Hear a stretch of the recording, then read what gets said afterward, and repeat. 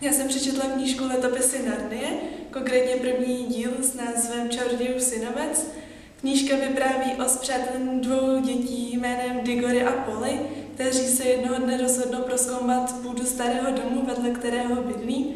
Omylem se tak dostanou do pracovny strýčka Edrua, který je strýček Digoryho.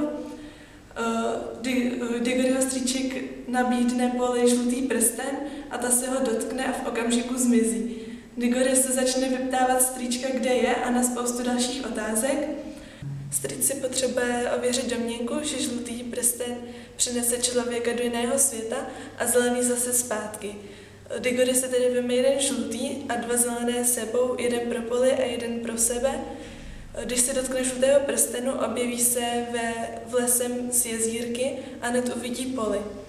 Polly chce okamžitě domů, ale Digory ho napadne jít prozkoumat dál. Společně skočí do jezírka a ocitnou se ve zničeném městě jménem Charn, kde uvidí palác a rozhodnou se ho prozkoumat. Uvidí tam zvon s paličkou a Digory ho napadne na ní zazvonit. Když zazvoní, objeví se tam zlá královna Jadis, která je bude pronásledovat, a díky tomu, že si nasadí ty dva prsteny a ona se jich dotkne, tak se s nimi přemístí do Anglie, kde spáchá spoustu zlých věcí. Digory ho napadlo, že se jí dotknou a tím ji přemístí zase zpátky.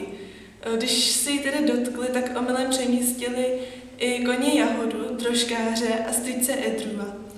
Objevili se znovu v lese mezi světy a Jahoda se omylem napil z jednoho z rybníčků, takže se přesunuje do dalšího světa jménem Narnie. A to už vám nemohu prozrazovat, co tam zažili, to si dočtete ve knížce.